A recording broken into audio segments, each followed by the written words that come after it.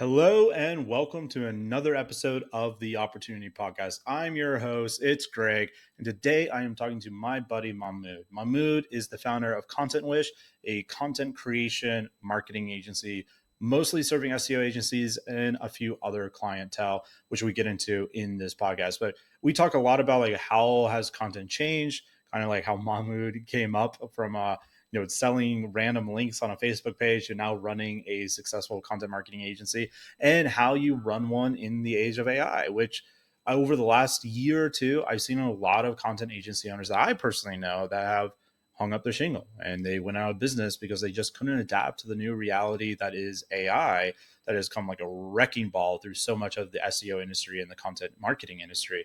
So Mahmoud, he was able to pivot and he is continuing to grow. And I think that is a very interesting conversation for today. And we also talk a lot about automations, nothing too crazy, but Mahmoud has gone deep into automations. And I think this is another thing that all my listeners really need to pay attention to, because whether you use the automations he talks about or inspires you to do more automations, there's so much stuff you can do to save time in your own business. In fact, Mahmoud ended up saving, I think he said 3 hours per client using an automation that now takes mere moments to get done instead of all those hours, which is crazy amount of labor time that you're freeing up.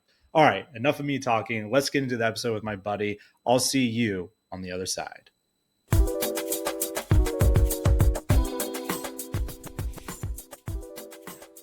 All right, everyone. I got Mahmoud Elsaid here with me, one of my good friends, an absolute legend in the SEO space, the founder of ContentWish.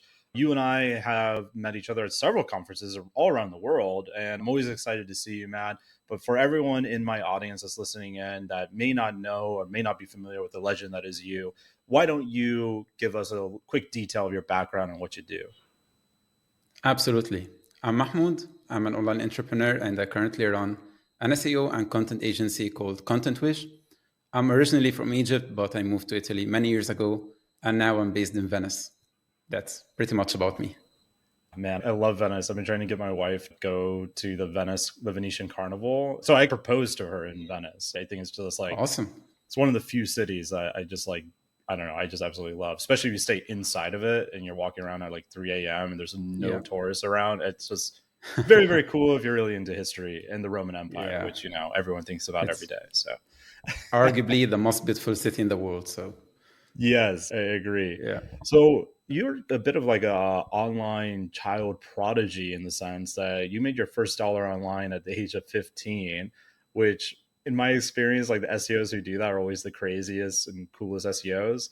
So walk me through how you did that and where did that path lead you to today? Yeah, sure. Actually, the story started when I was 13. Oh, I was even really better. into rap. Yeah. I was into rap music and I used to post my rap beats on Facebook. So I had a Facebook page for that I tried to grow. So I started searching some growing techniques for Facebook pages.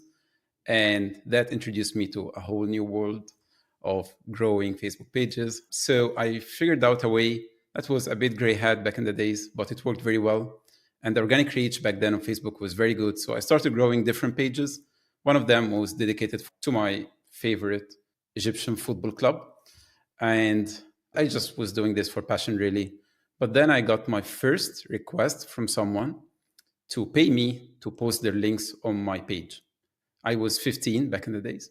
So I accepted the request and they paid me for posting a link every day. But I got very curious. I was like, why this guy is paying me, So, so I just asked him, like, why do you pay me? I just click on the link, I post it, and that's it.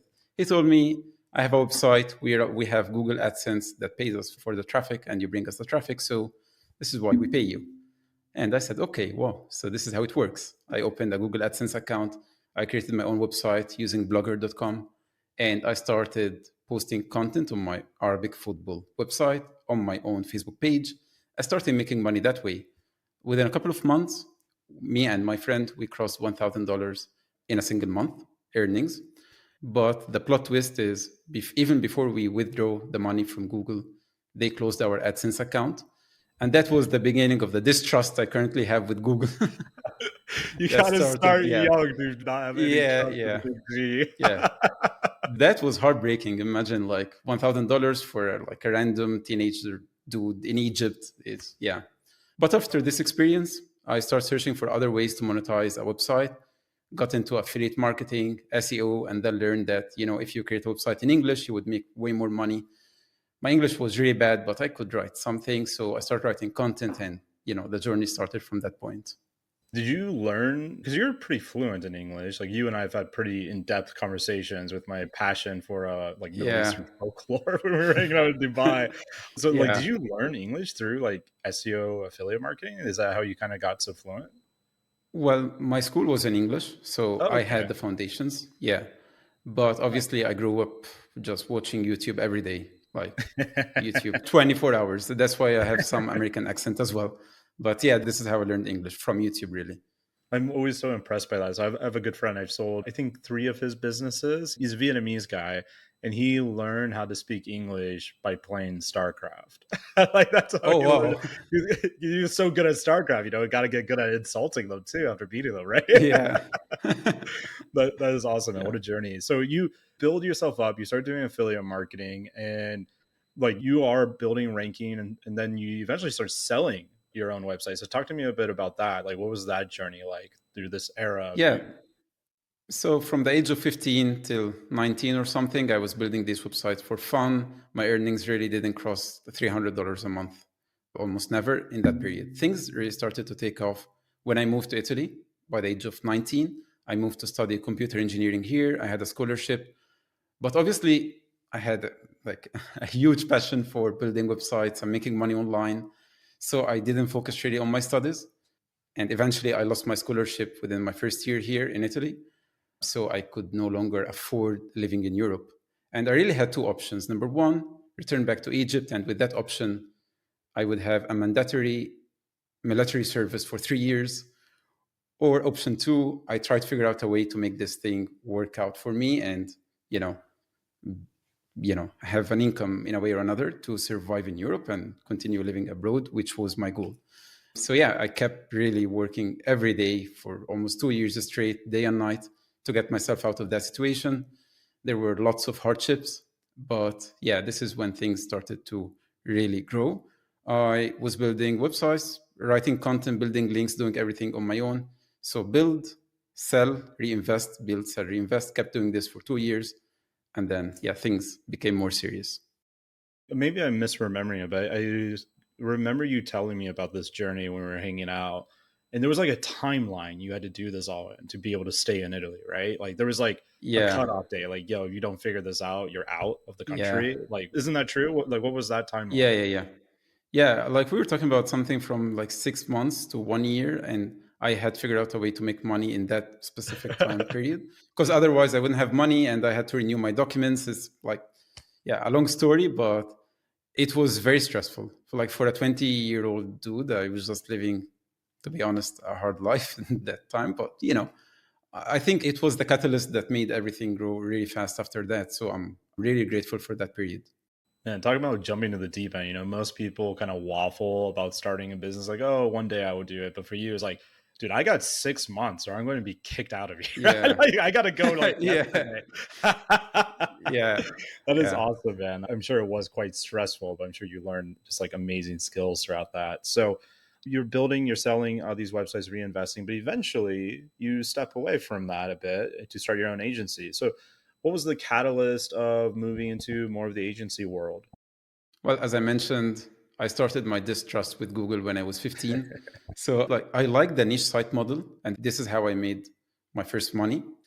But I was always worried of the fact that Google can penalize my website tomorrow and I can lose my income overnight. Like, this was something that triggered my anxiety, and I wanted to move to something else where I would have clients, more stable business model, etc. So I tried different things, but none of them worked till my latest venture, which is ContentWish. So as I was selling my websites, buyers would ask me, can we use your team to continue content production on those websites? And the team was busy writing content for my own website. So I told them, okay, we can sell you content. Or actually, I think the buyer told me if they can buy content, something like that. Anyways, and this is how I thought, okay, so I can sell content. I can use my team to sell that. So this is really the start of everything. So I started selling content using my own content team. And within a few months, I decided to go all in and build a content agency. And yeah, this is how things got started. So did you find that you enjoyed selling the content services more than just like building your own site, or like why did you go full in? Yeah, like it was harder to do, but this is why I felt it's more interesting. There is a lot more to learn dealing with clients, building the website, having the services, building a client portal. I felt that there is a lot more to learn and more skills that I can eventually take to other businesses. While the niche site thing, I felt like, okay, I know how to do them, but like there's a ceiling for how much you can learn, in my opinion, with that. Dude, I totally agree. Maybe not now, and I'm sure we'll get into the the AI apocalypse that's been happening with niche sites. But back in the Yeah. day, I always told them like niche sites are great sites, are great businesses to get into. Both if you're starting from scratch or from if you're buying, even better in my view. A little bias with the fire flippers, Yeah. but buy a business for me.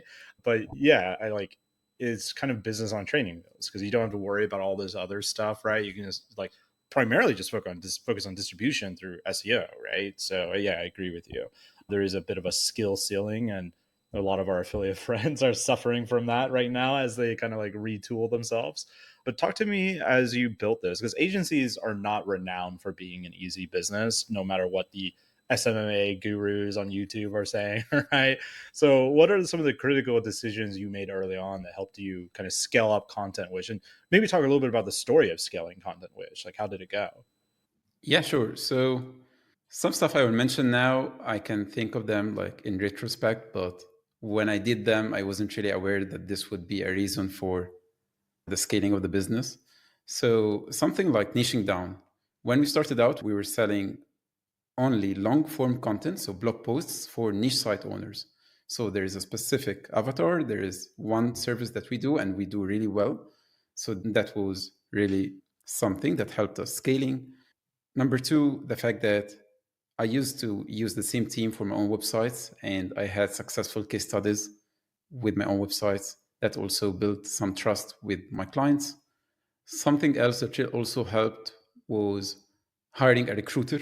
So, building a content agency is a very human capital intense business, and you need to hire lots of writers. It used to be like that. Now with AI, the game is totally different.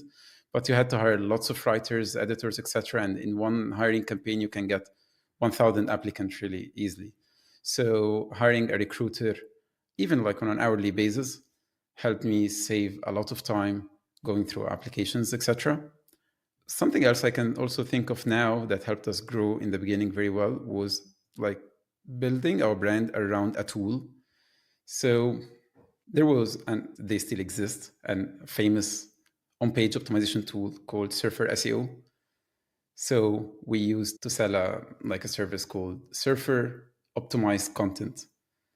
And by doing that, we leveraged the marketing that Surfer does for their own company, and that way we got a lot of clients very easily. So I think also if you are selling something where there are like popular tools in the industry, one of the easiest ways for customer acquisition is just sticking around the brand. Maybe later you can branch and do other stuff, but in the beginning it helps a lot with you know selling to potential clients.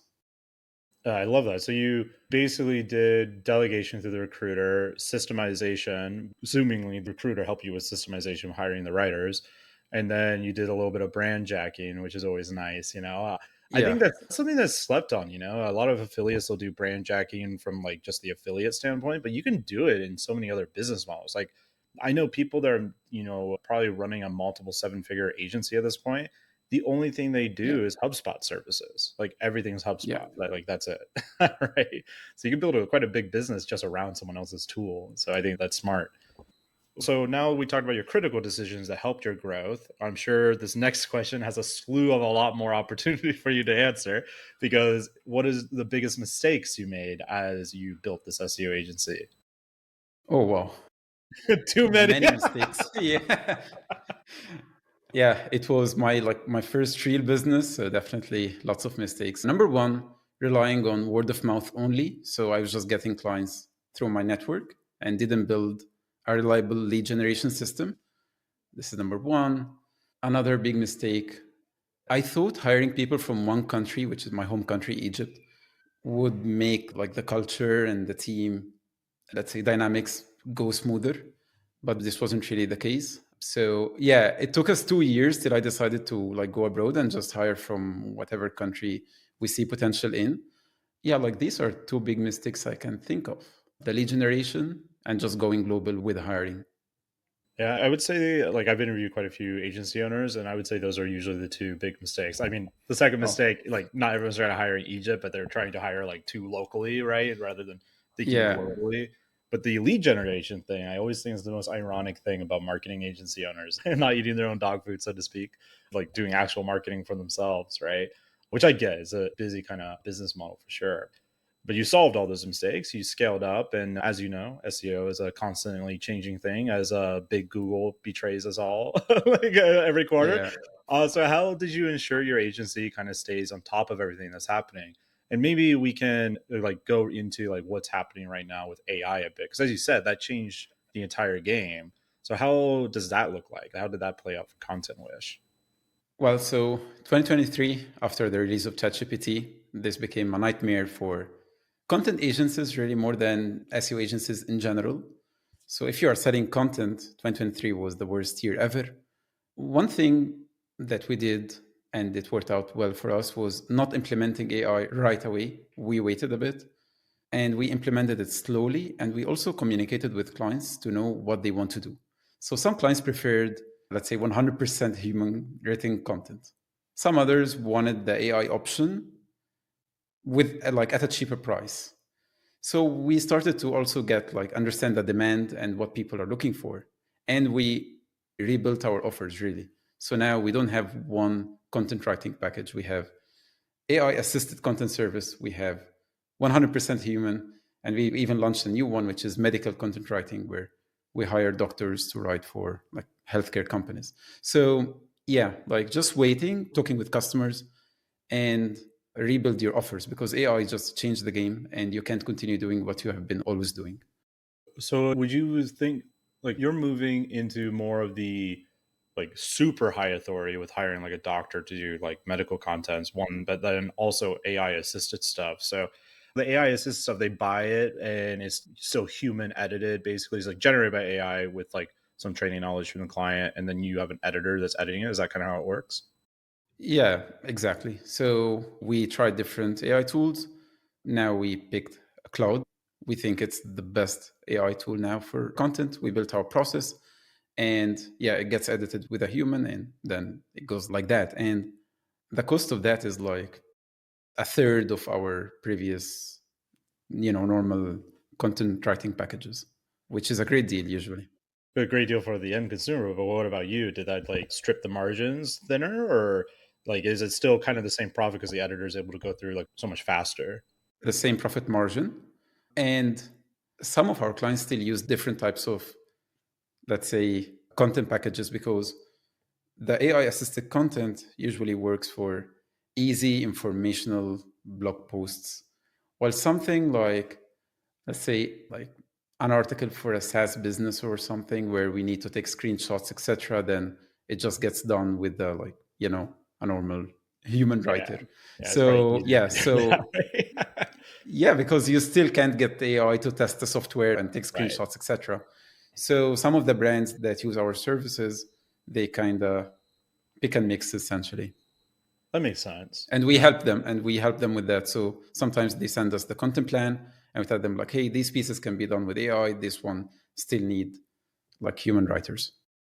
Gotcha. Yeah, that makes sense. And to your point about Claude being better than ChatGPT and a lot of the other AI writing tools, I agree. So I only recently really have tested out Claude. Like it's literally like a few days ago. Like it's been on my list to do for a while, and I was very impressed. Like ChatGPT has so many annoying AI isms, like elevate, unlock, Yeah. unleash your potential. Right.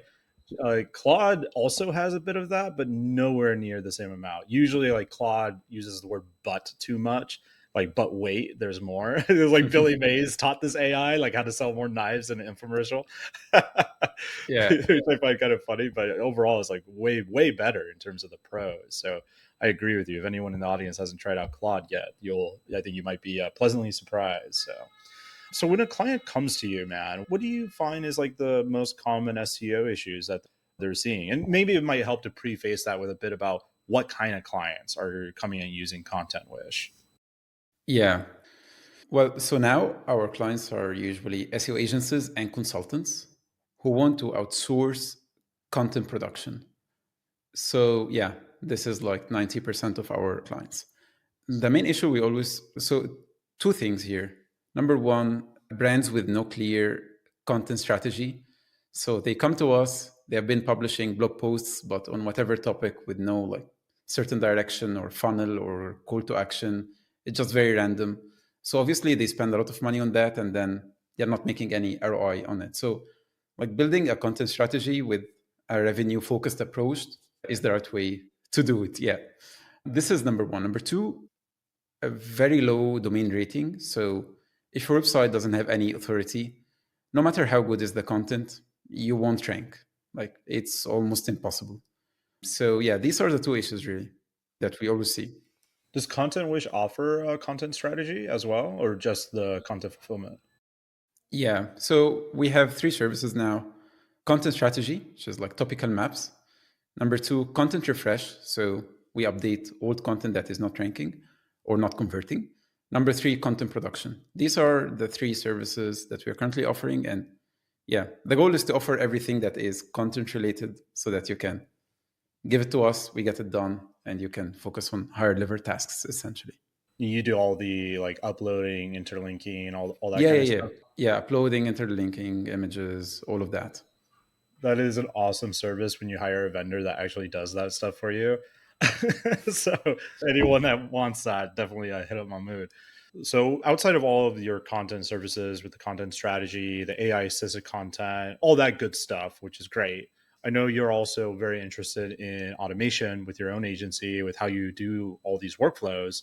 So maybe you can walk me through a bit about the tools you're using and what kind of automations are you using with those tools to help unlock the efficiency, as ChatGPT might say at ContentWish. That's a great question. So when it comes to tools, we use make.com, SPP as our client portal and order processing tool, and ClickUp as well as our project management tool. I built several automations over the last year or two, because obviously operating a content agency, and at some point we had 50 plus contractors, it was very difficult. The amount of like manual tasks you need to do was just too much. So automation number one that helped us a lot was essentially processing orders. So from the moment when a client places an order on our client portal, which we use SPP for, SPP sends some info to ClickUp. So we use also ClickUp as our CRM. So ClickUp automatically creates a new client with all the information we need there. Then it also creates an order. And under this order, all the blog posts or content they need. So it creates subtasks with that. And then it also creates like a Google Drive folder, Google Docs, and then it connects the order to the client and do all this like logistic stuff. So we used to call this task for our project managers like preparing the order, and it used to take around 3 hours a day from a project manager to just prepare the orders every day from our clients. Now this really doesn't take a few seconds really. So this is automation number one. So the project manager starting point is assigning tasks to writers instead of spending 2 3 hours just preparing all those manual tasks. Automation number two, for example, invoicing. So as we were working with 50 contractors, you can imagine how tough it was to ask them to send us invoices for the work and understand how much tasks or how many tasks they completed, etc. So we built that automation where it generates a Google spreadsheet once a month with all the contractors and how much we should pay them, how many words they have written, how many hours they have done, etc. And then they can just send us the invoice right away. Yeah, something else we also built inside of ClickUp using make.com, hiring system. So instead of using a hiring tool, which I found very sophisticated for the needs we needed, through some automations, we were able to build a workflow where it sends automatic emails to like rejected candidates, or if we admit them, then they can like write a sample and send this to us. And all of that, like hiring stuff, they also pretty much automated inside ClickUp. So yeah, these are like examples of the automations we do. So mainly operation stuff, really. That's awesome. Sounds like you say, I mean, at least 3 hours per project. I mean, which Yeah. that's massive over time, multiplied across like 50 contractors. Yeah. Is there a reason you prefer Make over like Zapier? Yeah. When we started out, we used Zapier, but the cost just didn't make any sense. Like Make was way cheaper than Zapier. But Yeah, now yeah. Zapier did a lot of updates that it kind of doesn't like the difference is not that much. So now we are just using Make and yeah, Just tool, but right? yeah, yeah. But yeah, back in the day, Zapier costed way more. Yeah, yeah, that makes sense. So, for an agency owner that's out there listening, so there are quite a few agency owners actually listen to this. What advice would you give to them when it comes to like, okay, I want to be like Mahmoud and start automating my agency? Like, where should they begin? Number one, you have to fix and test your processes with clear KPIs.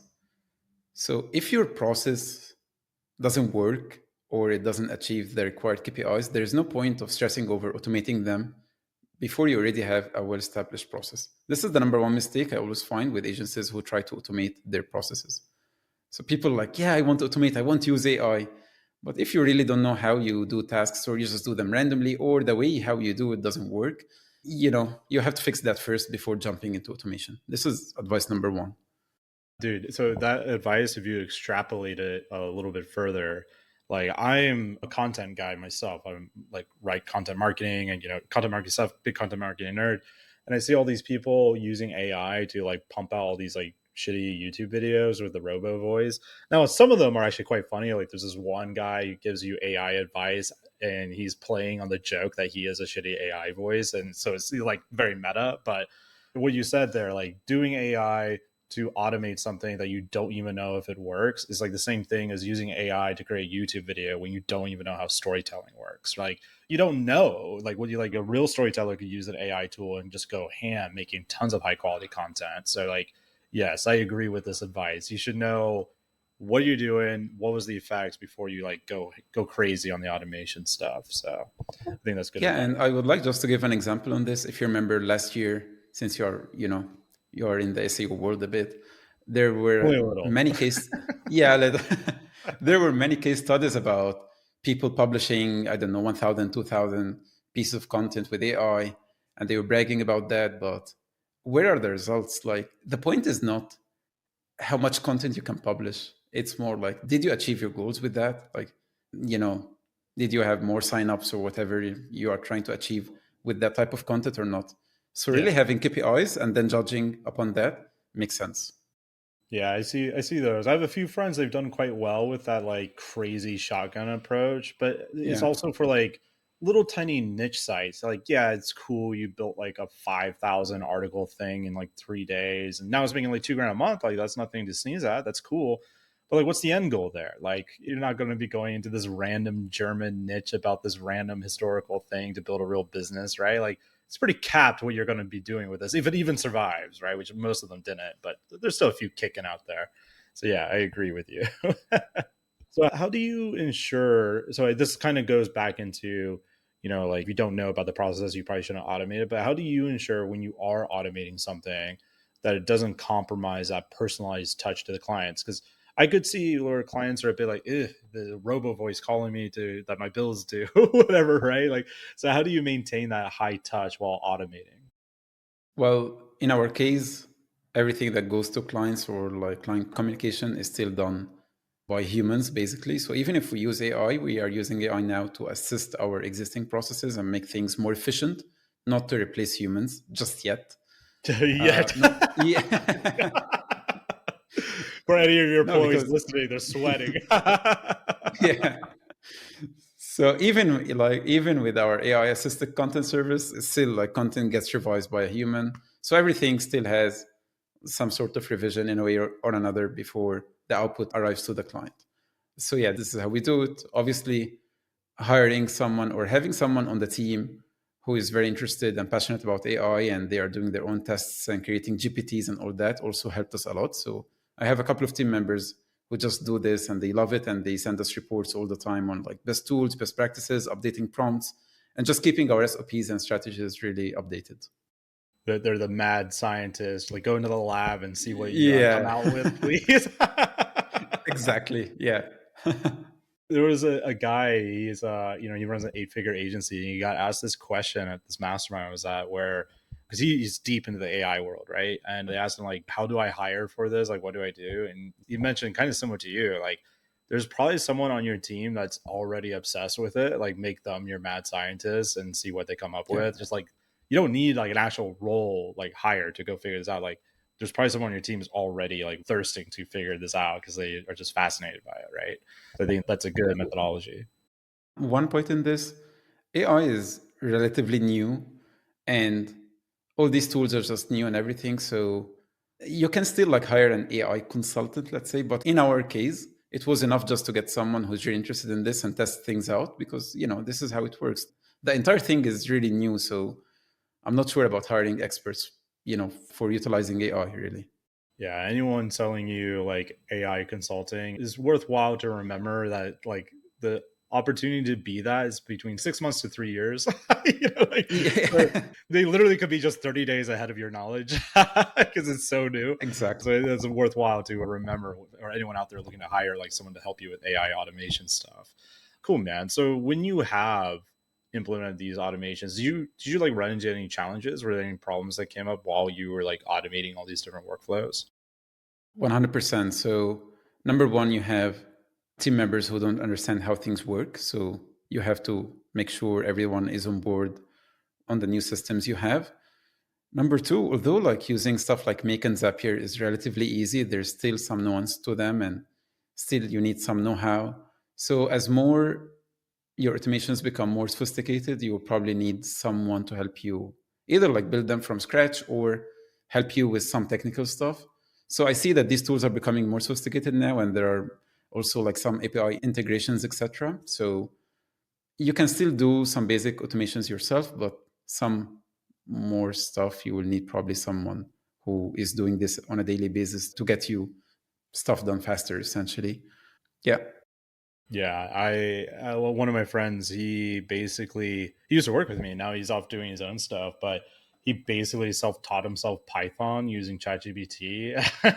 And now he's like really good at Python. And him and a few of my other friends, they like posting all these crazy Python scripts that they're doing. So I actually downloaded, like, I forget what you call it, but like the Python launcher or whatever to like learn how to do it myself. And my friend was telling me what to do, and it just like did not work. I was doing it completely wrong. I'm like, oh my god, I'm so far behind. So yeah, the tools are getting much more intricate. I always recommend, like, don't focus on the $5 task if you can pay someone to do that for you, while you focus on the $100 task. So that's another thing to keep in mind. Like, I bought this new MacBook because I wanted to learn video editing, and then I realized, like, what am I doing? I'm never going to learn video editing. I don't have time for this. This is like a skill that people spend years learning. Yeah. Apple got me again, man.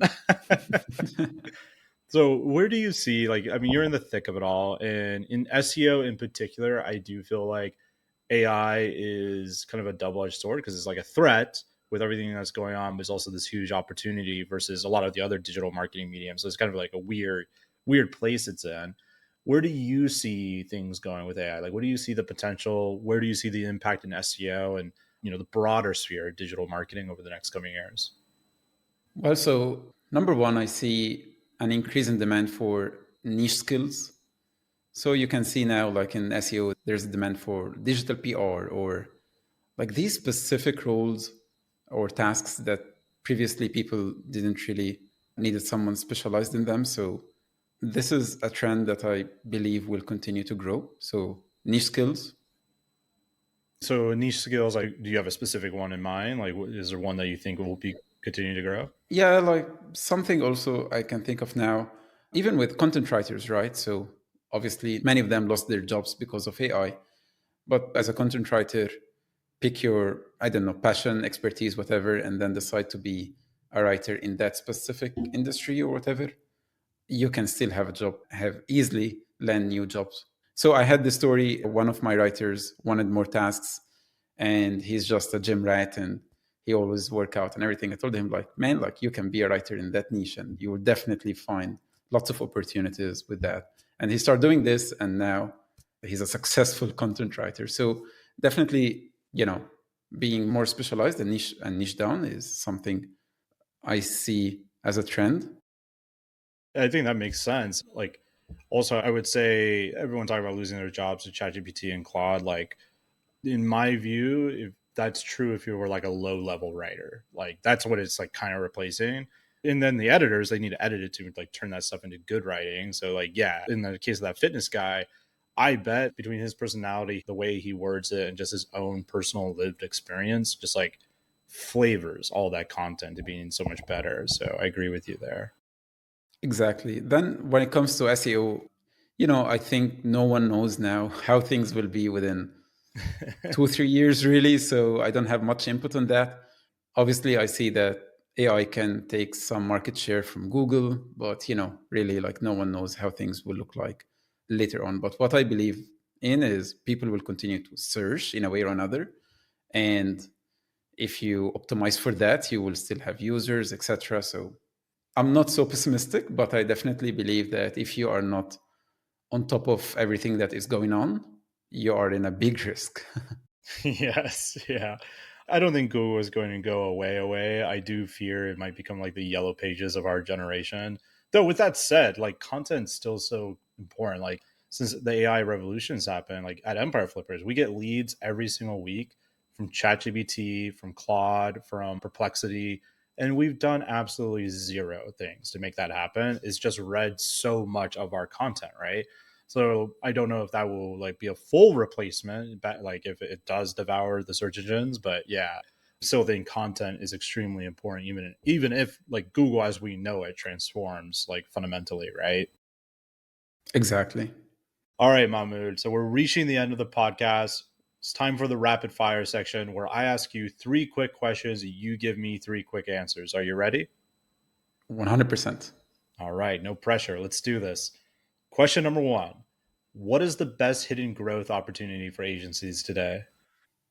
In my opinion, custom AI agents, they're not matured enough now, but I think as we go, in 2025, 2026, AI agents will become way better. So now you can really only chat with AI, but soon AI will be able to do tasks.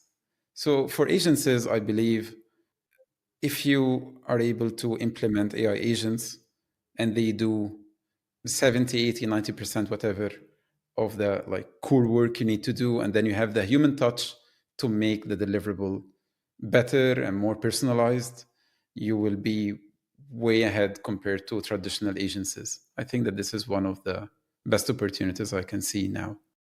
I agree. One of my big SEO agency friends, he mentioned that agents are the future. So I haven't played with them myself, but I've seen enough of my friends playing with them. I tend to agree with that. All right, question number two. What tools or resources can people use to help optimize and automate their workflows? Number one recommendation, make.com. This is the tool, and they have all the resources you need to learn it. It's really simple, and the amount of value you can get by just learning this simple skill set is huge. Yeah, sure, you can hire specialists to do complicated automations. That's fine.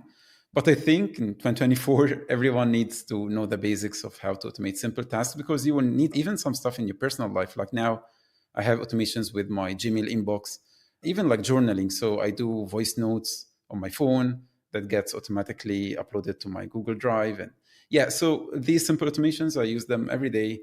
And yeah, you can do this with Make, and they have all the resources you need to learn. And just within 2 3 weeks, you will be very good to go. I do feel like Make is kind of like the central tool for everything else because it connects everything, right? So Exactly. that makes sense. All right, my man. The final question, absolutely the hardest question. What has been your funniest moment since working in the online business industry? One story I remember now. So once I wanted to sell SEO for local businesses in the US, and they had this very heavy accent. And that was many years ago. So, anyways, one prospect scheduled a call with me. She's in California, and so she scheduled the call at 1 a.m. her time. I saw that. I thought maybe she wants to do the call at 1 a.m. So I called her up, and as she replies, her husband grabbed the phone and he starts shouting, like, "Who are you? Why are you calling at that time?" And I was like, "Hi, sir. Like, are you interested in SEO backlinks?" And then he just continued to shout. And then she tried to calm him down. And then she told me, sorry for the inconvenience. I, by mistake, scheduled the call, etc. And then the lesson learned here is double check with prospects. And like now, actually, things became more sophisticated. But back in the days, like calendar scheduling tools didn't do their job well. So yeah. Anyways, that's something that's really funny. I have one of my friends. He runs like marketing to get local clients, and he got this one. He showed me the audio recording, and the guy, I forget what he did, something in the trades, and the guy was just like, sounds like he's completely high out of his mind while on the phone. He's like, yeah, man. Like every word is taking like 5 minutes to pronounce. Like, dude, you need to get better at qualifying these leads before you actually like call them. So 100%. but it's always fun, the stories you get when you do the local marketing, because you never really know what kind of call you're about to get on. Yeah. I'm assuming you signed her up, yeah? Actually, no. Oh, dude, you got to call her back up at 1 a.m. Like, hey, remember me? Yeah, exactly. I also sell Till they just pay me. now. Yeah. That's awesome, dude. So for anyone out there in the audience that wants to connect with you, either on a personal level or wants to inquire about doing some content with you and hiring you for that, where should they go to go and find him and ask you questions and pick your brain? Well, I'm active on LinkedIn and Facebook. So, they can always reach me there. Awesome, man. We'll put those links in the show notes as well as a link to ContentWish. And do invite everyone to reach out to Mahmoud. He's a very cool dude. Been friends with him for several years. So I'm glad that we've been able to do this, man. And thanks so much for coming on. Thanks for having me, Greg.